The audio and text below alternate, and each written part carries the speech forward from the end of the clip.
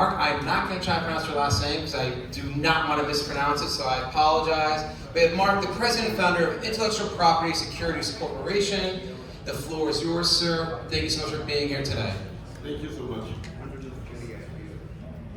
What if, as an investor, you could invest in a piece of intellectual property, in a patent, in a technology? Company goes bankrupt, you don't care. The company is mismanaged, you don't care. People don't pay royalties on time, you don't care. Insurance pays.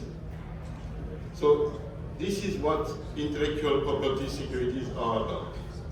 They are basically doing exactly as what happens for the most common things you have. Your home or your car do not need to be in a company.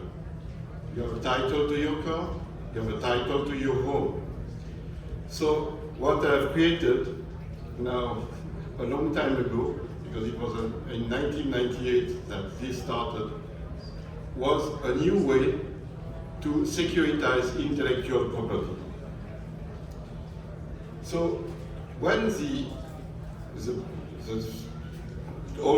securitization, modern securitization arrived, people said to me, well, you're past because we have tokens. And tokens, is securitization. No, it is not. Bad news, and it's simply demonstrated. Between a security and an asset, what you have that makes a link is a law. But there is no law about token. Tokens are just a contract. And these contracts tend to fail regularly. Our system is different. We are not on an obscure platform. We basically are going to list the IP securities on the NASDAQ and in other large form. So what are these IP securities? The first type of IP securities are IP securities that give you an ownership of the IP. The second type, we call them IPIS, Intellectual Property Investment Securities. The second type of royalties that we have are Intellectual Property Royalties Securities, IPRS. And no, it's not the same as my slide, because some technical problems have occurred. As we cannot diffuse a video, I had to go directly to the slides. So I'll give at the end, for people interested, the link to the video that explains everything that I'm saying right now much better and without the Franglish accent. So the third type of securities is IPLS, Intellectual Property Licensing Securities. So the whole system of IP securities allows some miracles. Let's take an example. On IBM balance sheet, you have one patent about the floppy disk. Floppy disk, nobody in this room uses it since, let's say, 30 or 40 years ago, right? Gone. But do you know that the floppy disk that is for $1 on IBM balance sheet generated last year $78 million? And yes, in the third world, there is still a fairly broad use of floppy disk. It's not the most common, granted, but it's still 78 million. Now, if those $78 million were on the securities market, that would allow IBM to raise about 400 million without impacting their debt and without diluting their shareholders. Now I see that I have your attention. So, what are we talking about? Intellectual property is the biggest market that you have in the US. Actually, just for your information, it's bigger than food, it's bigger than oil and gas, and it's even bigger than energy. IP is a market that is totally misunderstood, because you have registered IP that is producing income. You have also registered IP that currently does not produce any income, but is like a sort of competitive advantage. We are blocking competitors by issuing a patent. And you have a third element that is even bigger of a market of IP. It's all IP that are, I would say, unnoticed. So let me give you some examples, because some of them are rather surprising. Do you know that in the flowers market, IP is representing every year in the US 89 billion. It's just with flowers, new breed of flowers that have been registered by mixing two existing species. You also have a lot of IP that is now coming from new elements. One good example are the carbon certificates. Carbon certificates are really emerged from a patent about carbon certificates. Sure, a few countries have nationalized it, and some leftists have laid their hands on it. But initially, carbon certificates come from them. So the little information that is here is that in the US GDP, it's 5 trillion. So if you want to talk about any market, medical market included, that's a serious competitor. Now, as I told you before, the IP securities can be two things. It can be either a fractional ownership, or it can be just revenue generated. Whether it's licensed or not is more a question of law than a question of money. We have two cases.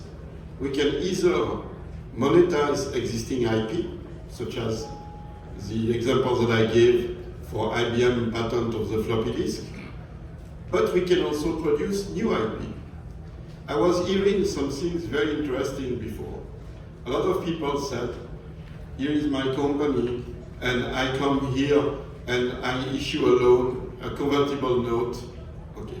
And these people don't know that this convertible note, if things were going bad, would probably result in a criminal accusation in a court. And let me explain to you why. When a company has never produced an income, the law doesn't see it that way. The law will say, you never produced an income, how did you expect to be able to pay back that loan? And a lot of my colleagues who have had Deschenaux insurance and who have had all the protection necessary found themselves in deep troubles, because when they went to the court, the Deschenaux insurance said, sorry, the only exception in which we don't pay is if it is a fraud. So regularly, people who do convertible in a company that has never generated an income end up in bad situation. That's just a piece of advice of a lawyer, not a lawyer in the US, but a lawyer abroad, that has still handled a lot of people that I'm warning you with. So, what we propose to you here is different. You have a patent. You can securitize it. You're selling a piece of a patent. Yes, it's intangible asset, but it is an asset. It is not something that you promise on the future. It's not a forward-looking statement, and it doesn't need any safe harbor or things like that. I was hearing a gentleman saying earlier that his company had 100 patents. I would be ready to bet that if these patents were valued, they would probably reach an amount of $10 to $20 million. He would not have to sell one share, he wouldn't have to borrow $1. He could basically issue IP securities for a third of the price, for a third of the value of the assets, and collect a comfortable 6 or 7 times more than what he was requesting in front of that crowd.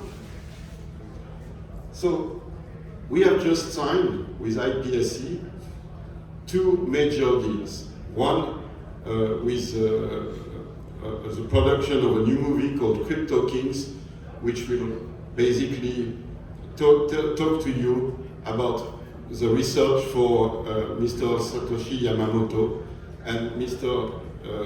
John Kevin Robinson, who is here at my table, is one of the 2 main persons at this table that basically has helped close that deal. The second deal that we have signed is with Exodus, a production company, in which we are going to raise about 1 billion from the financial market. We basically can do that for any patent, any trademark, any copyright, any movie rights, and we start by movie because it's going to make the things popular.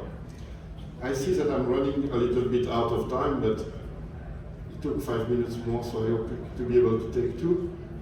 We have all these services of securitization that our company offers. Our company will go IPO within the first quarter of next year, of 2024, and the valuation evaluated by Morgan Stanley is 1.7 billion for the company. So that's a regular IPO. These are not IP securities. That's to basically build the house that will do these securities.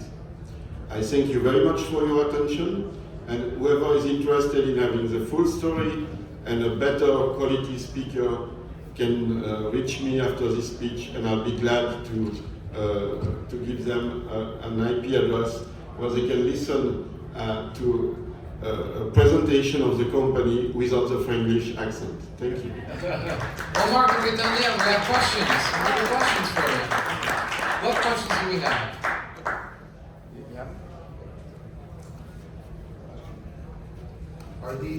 Are these private restricted securities? Absolutely not. They are public securities. They are new kinds. They are neither equity nor debt. They are basically a piece of ownership. And if somebody wants to get into what is that security very strictly, you are all very familiar with Fannie Mae and Freddie Mac. So your restrictions have been lifted, correct? No, it's not restriction lifted. There is absolutely no restriction for one simple reason, is that each issue of IP securities is registered exactly like an S1. So there is absolutely no restriction whatsoever. Behind you, sir. Sir, right there. I have a question right over there. My question is on the patents. Do the patents need to be part of a public company, or can it be a private company that has patents? What we are securitizing are the patents. They can belong to a physical person, they can belong to a private company. We absolutely don't care.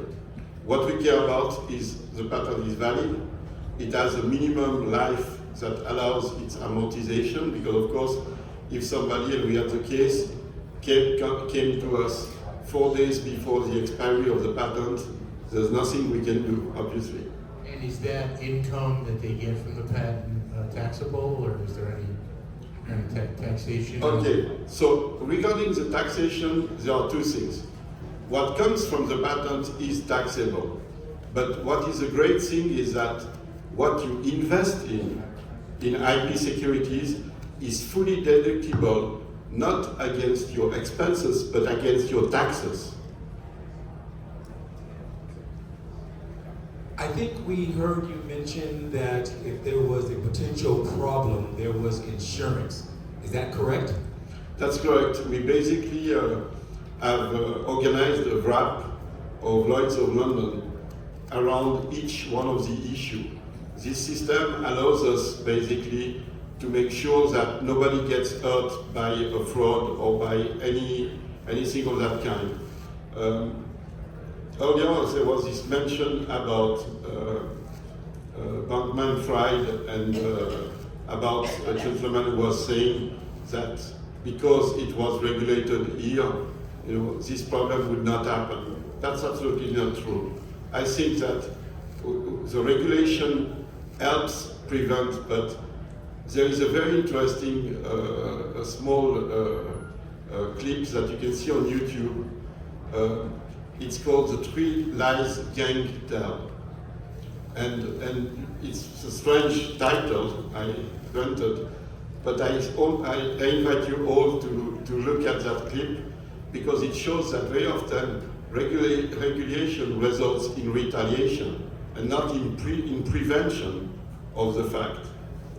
And I think that what we have integrated in our system is a prevention. That means if there is a fraud, if there is some money stolen, if there is something that doesn't work, you will still get 6% on your investment, and that's it.